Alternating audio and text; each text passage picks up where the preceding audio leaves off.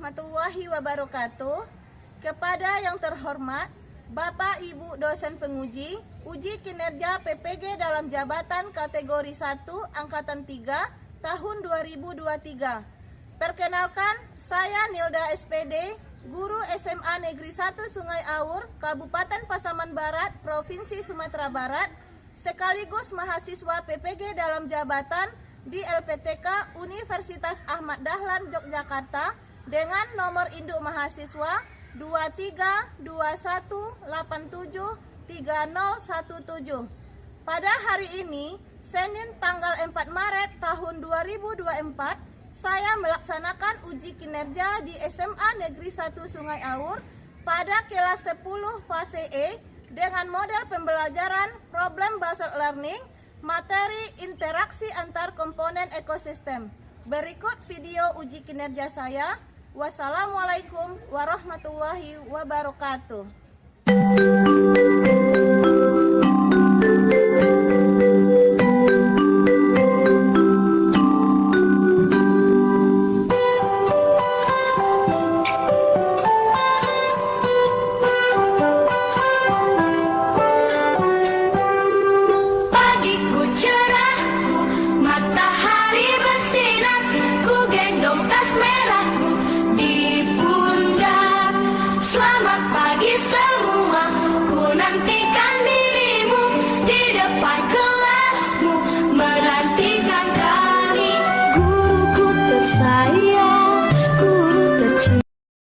Assalamualaikum warahmatullahi wabarakatuh. Waalaikumsalam warahmatullahi wabarakatuh. Siang Anda semua. Siang, Bu. Bagaimana kabarnya hari ini? Sehat, Bu. Sehat ya. Udah siap untuk belajar? Siap, Bu.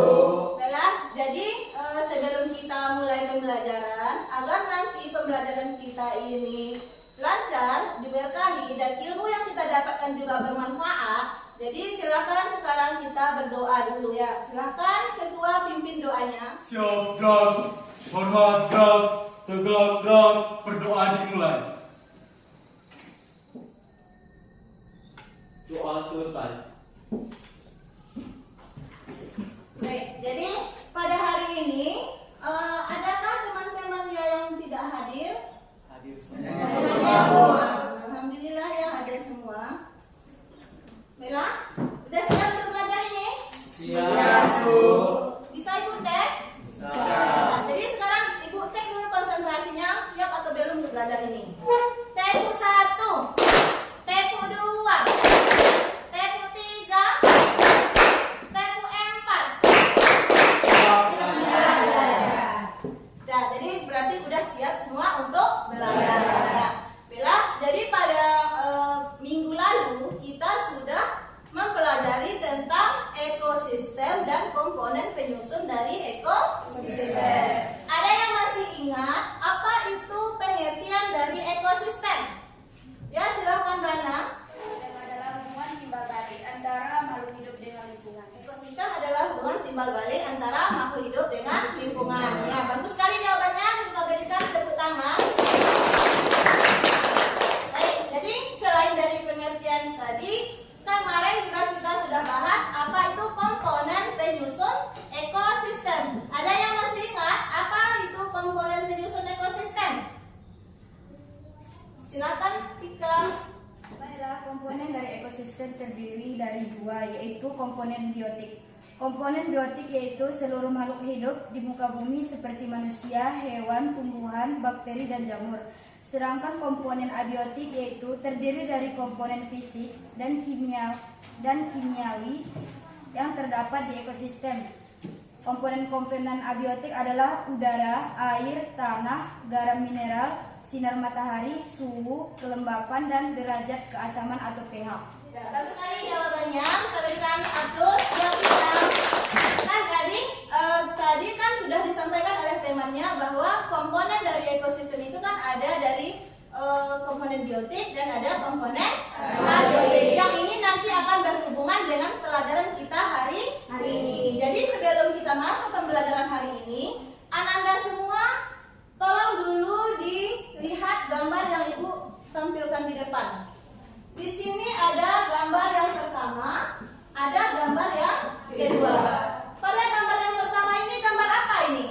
Kupu-kupu yang ingin menghisap madu. Ada bunga.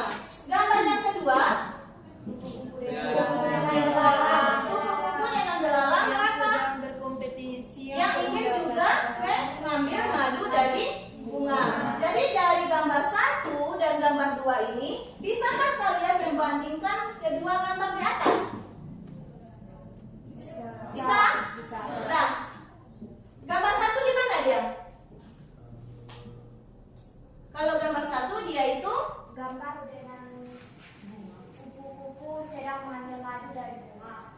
Sedangkan gambar yang kedua adalah kupu-kupu dengan belalang yang sedang bersaing atau berkompetisi untuk mendapatkan sebuah madu dari bunga. dari jawaban dari si Fani terkait dari gambar 1 dan gambar 2 ini kita melihat bahwa di dalam ekosistem itu harus adanya interaksi. Karena apa? Karena untuk kelangsungan dari makhluk hidup di dalam ekosistem itu tidak terlepas dari makhluk hidup lain. Jadi antara gambar 1 dan gambar 2 itu persamaannya adalah mereka itu saling berinteraksi. Jadi di dalam interaksi tersebut nanti akan ada beberapa jenis kendala bagaimana memperoleh makanan atau energi pada makhluk hidup itu ada beberapa tantangan di dalam hidupnya. Jadi nanti itulah yang akan kita bahas pada pertemuan hari ini, yaitu interaksi komponen dari ekosistem. Nah, jadi tujuan pembelajaran kita pada hari ini itu silahkan Alfianto baca tujuan pembelajaran kita. Tujuan pembelajaran 1. Setelah melaksanakan proses pembelajaran dengan model PBL, peserta didik dapat menganalisis interaksi yang terjadi dalam ekosistem dengan benar. 2. Setelah melaksanakan proses pembelajaran dengan model PBL, peserta didik dapat memprediksi dampak-dampak yang terjadi akibat perubahan interaksi makhluk hidup terhadap lingkungannya dengan tepat. 3. Setelah melaksanakan proses pembelajaran dengan model PBL, peserta didik dapat mengkomunikasikan hasil penyelidikan terkait perubahan interaksi makhluk hidup terhadap lingkungannya, kaitannya dengan keseimbangan dalam ekosistem dengan baik. Ya. Terima kasih Alfianto. Jadi tujuan pembelajaran kita hari ini itu ada 3. Yang pertama, nanti kita akan setelah melakukan proses pembelajaran dengan model PBL, maka peserta didik dapat menganalisis interaksi apa saja yang ada di dalam ekosistem dengan benar. Kemudian yang kedua, setelah melakukan proses pembelajaran dengan model PBL, peserta didik dapat memprediksi dampak-dampak yang terjadi akibat perubahan interaksi makhluk hidup terhadap lingkungan dengan tepat. Kemudian yang ketiga, nanti setelah melaksanakan proses pembelajaran dengan model PBL, peserta didik dapat mengkomunikasikan hasil penyelidikan terkait perubahan interaksi makhluk hidup terhadap lingkungannya dan kaitannya dengan keseimbangan di dalam ekosistem. Jadi yang ketiga, tujuan pembelajaran ini nanti kita akan capai dengan menggunakan model pembelajaran yang namanya PBL atau Problem Based Learning. Di mana dengan model PBL ini nanti Ananda semua Ibu kasih permasalahan. Jadi permasalahan ini Ananda buat rumusan permasalahannya. Dari rumusan tersebut nanti Ananda cari jawabannya di dalam kelompok yang nantinya akan ditampilkan di depan kelas. Bisa kira-kira ya? Baik, jadi setelah mengikuti pembelajaran nanti, Ibu harapkan atau manfaat dari pembelajaran kita hari ini nanti, setelah kita tahu bahwa dampak dari beberapa perubahan dari lingkungan ini akan berakibat terhadap kelangsungan hidup makhluk hidup. Jadi setidaknya kita itu harus mampu menjaga kelestarian lingkungan hidup, karena lingkungan hidup itu tidak terlepas dari ekosistem yang seimbang. Bisa ya? Baiklah, jadi sekarang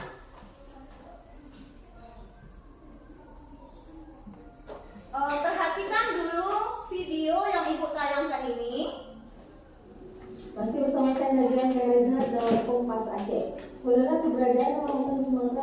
terancam punah di Provinsi Aceh. Pemenuhan orang-utan disebabkan kerusakan hutan perburuan liar dan alih fungsi hutan menjadi lahan perkebunan. Satwa yang dilindungi negara ini mulai terancam punah. Pasalnya, habitat mereka terganggu oleh aktivitas merusak hutan, perburuan liar, serta alih fungsi hutan menjadi lahan perkebunan. Dengan adanya Undang-Undang Perlindungan Satwa Nomor 5 Tahun 1990-an maupun biji-bijian yang mereka makan. Nova Wisdenti, Kompas TV, Banda Aceh.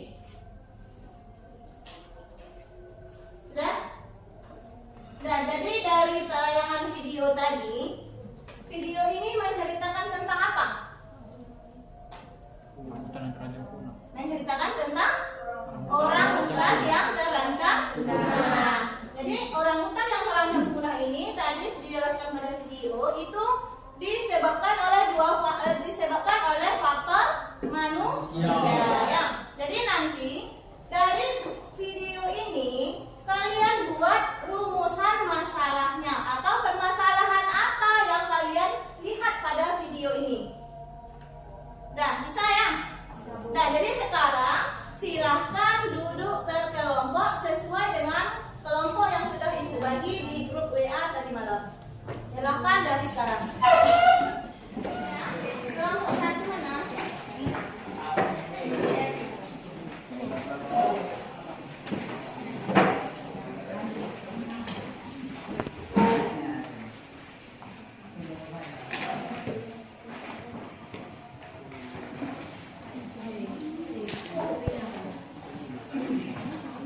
Perhatikan dulu ke depannya. Nah, jadi sudah dapat semua kelompok kan pada kelompoknya. Nah, jadi tadi kan sudah Ibu bagikan ini LKPD atau lembar kerja peserta didik. Jadi tugasnya yang pertama ini tolong dibikin nama anggota kelompoknya yang halaman depan. Ya. Kemudian pada halaman ketiga coba lihat petunjuk belajarnya. Jadi tadi kan sudah Ibu tayangkan videonya. Jadi video yang Ibu tayangkan tadi nanti bisa juga kalian akses melalui di sini ada sudah Ibu bikin linknya. Kemudian dari video tersebut kalian tuliskan permasalahan apa yang kalian temukan. Nah, bikin rumusan masalahnya. Minimalnya 3 permasalahannya. Jadi dari permasalahan yang kalian temukan, nanti pada yang nomor 2 di sana itu kan adalah diskusikan penyelesaian dari masalah. Jadi masalah yang kalian temukan, kalian bikin penyelesaiannya. Paham? Jadi dalam penyelesaian permasalahan yang kalian temukan, boleh kalian menggunakan buku dari berbagai sumber, termasuk juga dari internetnya. Dan dimulai dari sekarang. Silakan bekerja dalam kelompoknya masing-masing.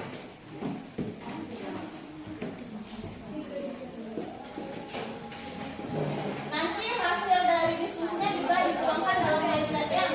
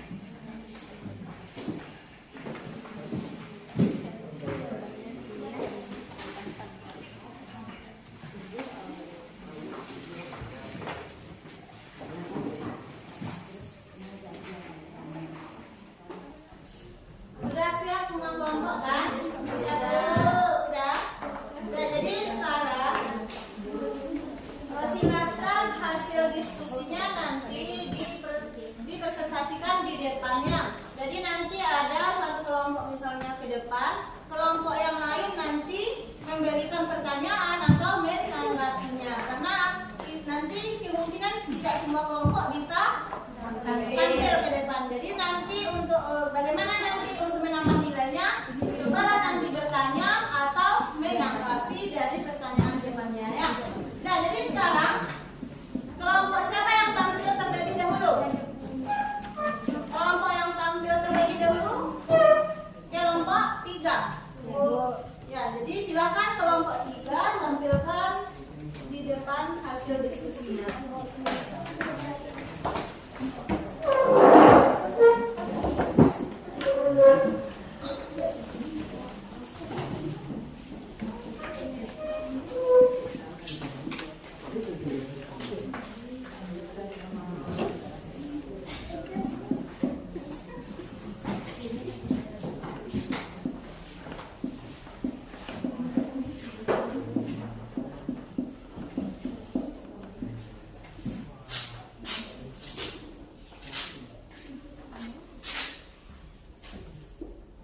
Assalamualaikum warahmatullahi wabarakatuh. Waalaikumsalam warahmatullahi wabarakatuh.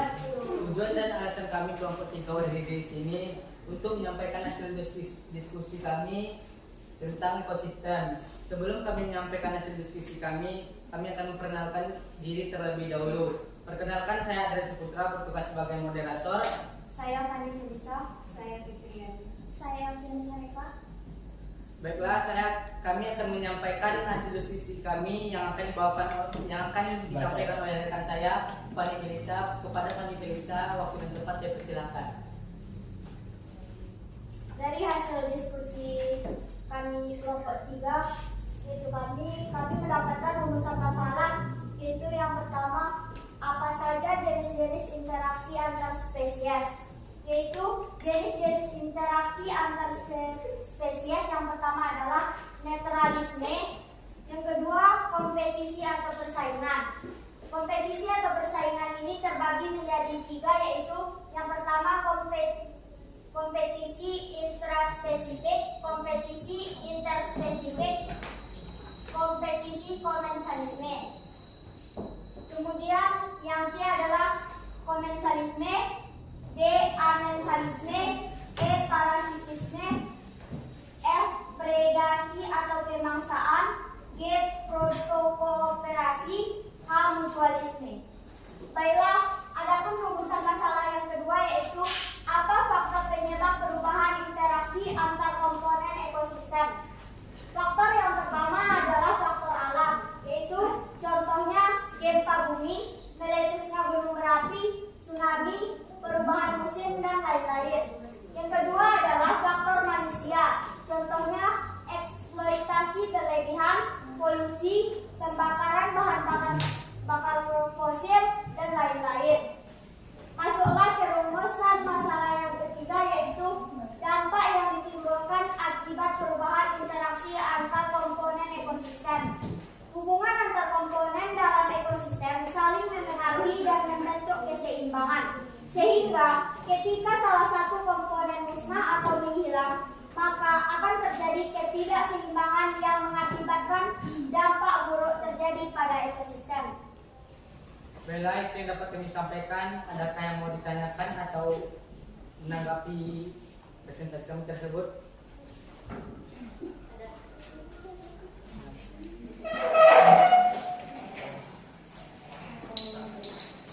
Silakan, saya dari kelompok 1 belum bertanya kepada kelompok 2. Pada video tadi menceritakan tentang perlunya pelestarian terhadap orang hutan agar tidak punah. Nah, pertanyaan saya, kenapa orang hutan tersebut harus dilindungi dan apakah berpengaruh terhadap kelangsungan ekosistem? Terima kasih.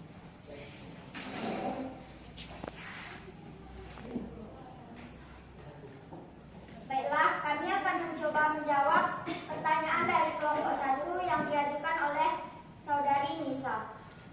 Jawabannya yaitu, orang hutan harus dilindungi agar tidak punah. Alasannya, karena memberikan banyak manfaat bagi alam dan manusia.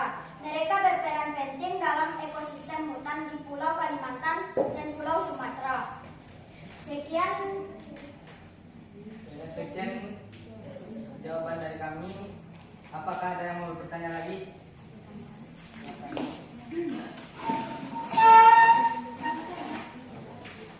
Baiklah, saya perwakilan dari kelompok 2 akan bertanya kepada kelompok 3. Interaksi antar komponen ekosistem itu kan ada interaksi antar spesies dan sudah disebutkan oleh kelompok yang tampil. Pertanyaan saya, tolong jelaskan dengan contoh tipe-tipe interaksi antar spesies tersebut. Baiklah, kami akan mencoba menjawab pertanyaan dari Asni, yaitu tipe-tipe interaksi antar spesies. Kemudian berikan contohnya dari masing-masing tipe-tipe tersebut. Yang pertama adalah tipe netralisme. Netralisme adalah interaksi antara dua atau lebih spesies yang masing-masing tidak terpengaruh oleh adanya asosiasi. Contohnya seperti sapi mencari rumput sebagai makanannya, sedangkan kucing berburu tikus sebagai makanannya. Yang kedua adalah tipe kompetisi atau persaingan. Kompetisi adalah interaksi antara dua atau lebih spesies yang saling menghalangi. Kompetisi ini dibagi menjadi dua macam, yaitu kompetisi intraspesifik dan kompetisi interspesifik. Intraspesifik contohnya sesama kambing jantan berkelahi untuk memperebutkan pasangan kawinnya. Kompetisi interspesifik contohnya tanaman jagung dan rumput yang sama-sama tumbuh di ladang. Yang C adalah komensalisme, yaitu interaksi antara dua atau lebih spesies yang salah satu pihak untung sedangkan pihak lain tidak terpengaruh oleh adanya asosiasi atau tidak dirugikan. Contohnya tumbuhan paku dan anggrek yang hidup menempel pada pohon. Yang keempat adalah amensalisme. Amensalisme yaitu interaksi antara dua spesies atau lebih yang berakibat salah satu pihak dirugikan, sedangkan pihak yang lainnya tidak terpengaruh oleh adanya asosiasi atau tidak berakibat apa-apa atau tidak rugi dan tidak untung. Contohnya yaitu Nerium oleander menghasilkan racun oleandrin yang mematikan bagi manusia serta ganggang Hirnodicton dan Scenedesmus yang menghasilkan antibiotik yang dapat mematikan bakteri tertentu. Yang kelima yaitu tipe parasitisme. Parasitisme yaitu interaksi antara dua spesies atau lebih yang berakibat salah satu pihak dirugikan, sedangkan pihak yang lain atau parasit beruntung. Contohnya yaitu ektoparasit, yaitu tumbuhan tali putri yang hidup menumpang pada tanaman lain. Selanjutnya tipe predasi atau pemaksaan, yaitu interaksi makan dan memakan antar organisme. Contohnya ular yang menjadi predator tikus. Selanjutnya tipe protokooperasi, yaitu interaksi antara dua spesies atau lebih yang masing-masing pihak memperoleh keuntungan, tetapi asosiasi yang terjadi tidak merupakan keharusan. Contohnya kerbau dengan burung jalak. Burung jalak mendapatkan keuntungan berupa kutu sebagai makanannya, tetapi jalak bisa mendapatkan makanan dari sumber lainnya, misalnya semut, ular, dan belalang. Sementara itu, kerbau mendapatkan keuntungan karena terbebas dari kutu. Selanjutnya yaitu tipe mutualisme, yaitu interaksi antara dua spesies atau lebih yang masing-masing pihak memperoleh keuntungan dan saling membutuhkan, sehingga asosiasi tersebut merupakan keharusan. Contohnya lichen yang merupakan mutualisme antara jamur dan cyanobacteria. Sekian jawaban dari kami. Apakah Saudari Asni sudah merasa puas? Baiklah, kami sudah merasa puas dengan jawaban dari kelompok 3. Terima kasih atas pertanyaannya. Apakah ada yang mau bertanya lagi atau menambahkan jawaban dari kami?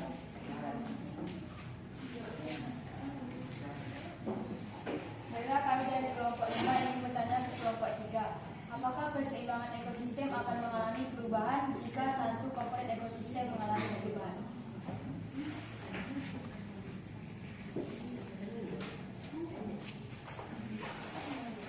Apabila kami akan menjawab pertanyaan dari Rena, yaitu berupa karena keseimbangan lingkungan tersebut bergantung pada komponen ekosistem yang ada di dalamnya. Apakah sudah puas jawabannya atau mau ditambahkan?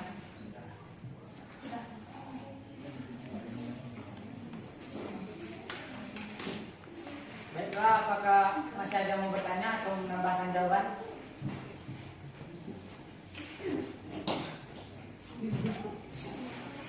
Baiklah, saya akan menambahkan jawaban dari kelompok 3. Menurut kelompok kami, keseimbangan ekosistem akan mengalami perubahan jika komponen ekosistem berubah. Hal ini dapat terjadi karena kelangsungan hidup organisme tersebut tidak akan optimal apabila ada gangguan dari komponen biotiknya yang dapat menunjang kehidupannya. Contohnya, apabila komponen biotik seperti air, udara, kelembapan tanah, bebatuan, dan cahaya matahari tidak berfungsi dengan baik, maka akan berpengaruh pada kelangsungan hidup tumbuhan. Sekian dari saya. Terima kasih atas tambahan jawabannya. Apakah ada yang ingin bertanya lagi atau menanggapi jawaban dari Zaskia?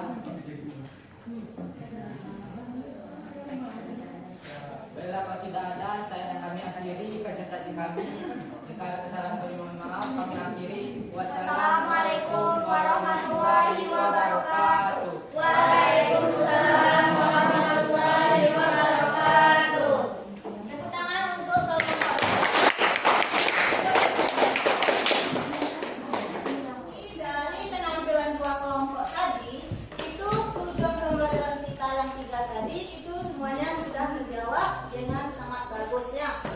Nah, jadi pada hari ini kan kita mempelajari tentang interaksi antar komponen ekosistem. Tadi ada beberapa pertanyaan ke teman yang tampil dan kelompok yang tampil sudah memberikan jawaban dan ditambahkan lagi dengan jawaban dari kelompok yang lain ini sangat membantu untuk pencapaian tujuan pembelajaran kita. Jadi di dalam ekosistem ini itu akan adanya terjadi interaksi antara komponen biotik dengan komponen biotik, antara komponen biotik dengan abiotik. Jadi antara makhluk hidup dengan makhluk hidup itu saling berinteraksi. Selain dari makhluk hidup dan makhluk hidup, ternyata antara makhluk hidup dengan makhluk tanah hidup juga saling berinteraksi. Di mana kalau misalnya di dalam ekosistem ini tidak adanya interaksi, maka kehidupan tidak akan bisa berlangsung. Karena apa?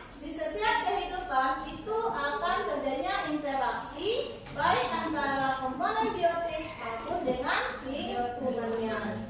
Jadi tadi itu teman-temannya sudah menyampaikan dalam interaksi antara biotik dan biotik itu ada beberapa bentuk interaksi yang terjadi ya.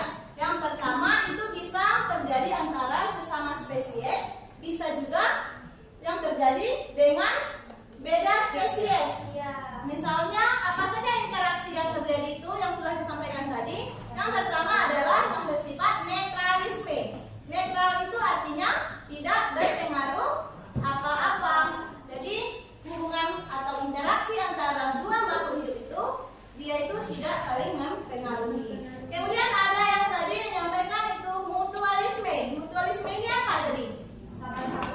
Sama-sama menguntungkan. Jadi interaksi yang satu dengan yang satu lagi maka sama-sama mendapat keuntungan. Kemudian selain mutualisme apa lagi tadi? Ada parasitisme.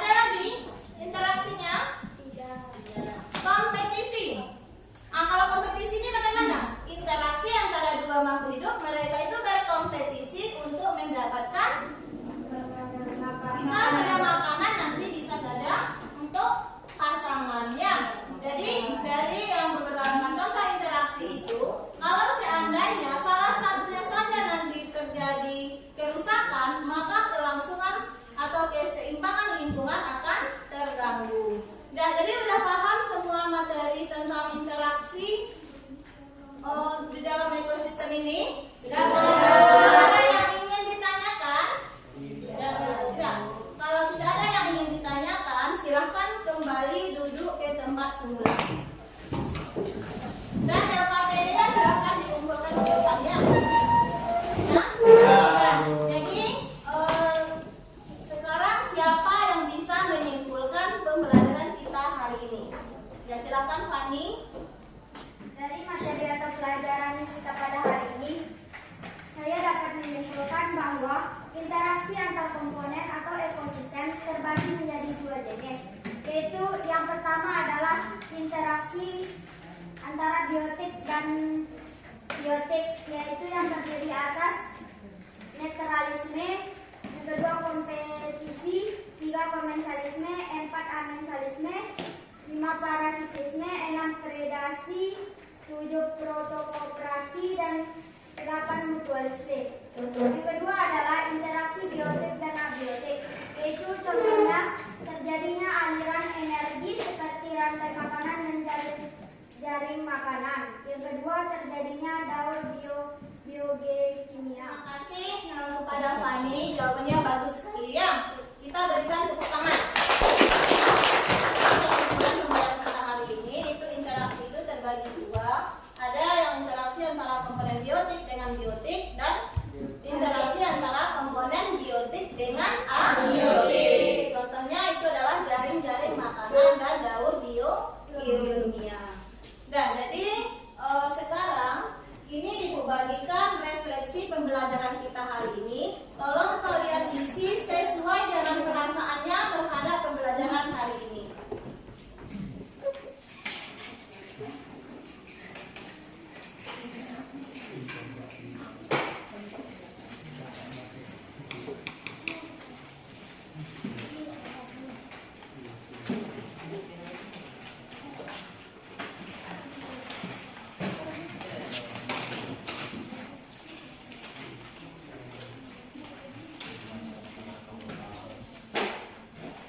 Nah, silakan diisi sesuai perasaannya terhadap pembelajaran hari ini. Cukup di checklist sesuai emoji ya.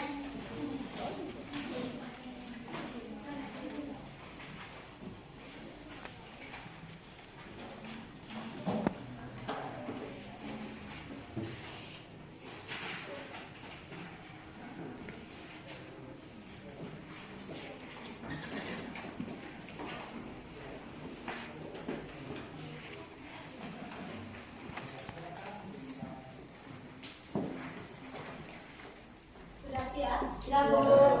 Yang di belakang sudah siap? Sudah, silakan satu orang aja dari belakang ke depan kumpulkan ya. Yang dari belakang.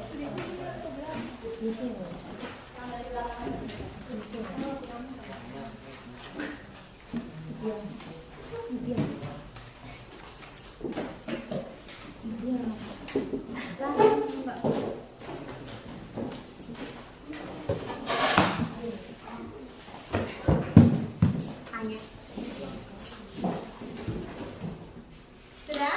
Sekarang silahkan keluarkan ponsel masing-masing. Lihat grup WA kita sudah dikirimkan di sana link untuk kuis tentang pembelajaran hari ini. Silahkan dijawab dengan benar karena nanti itu akan langsung terlihat nilainya berapa.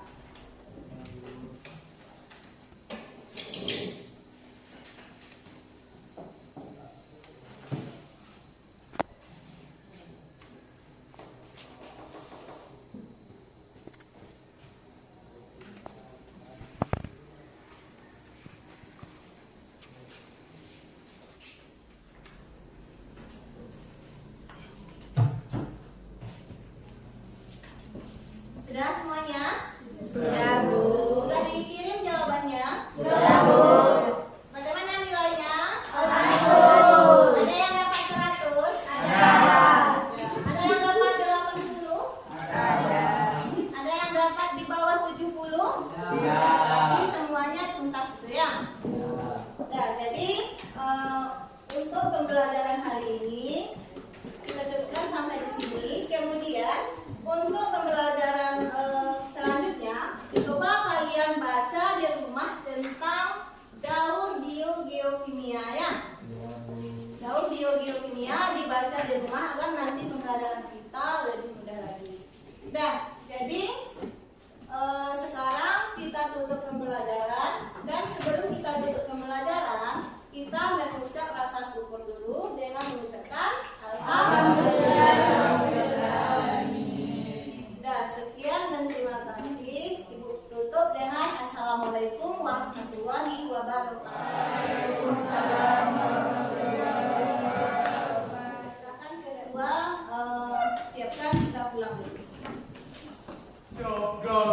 Hormat gerak, tegak gerak, bersyukur dimulai. Assalamualaikum warahmatullahi wabarakatuh. Waalaikumsalam warahmatullahi wabarakatuh. Dan silakan pulang hati ya.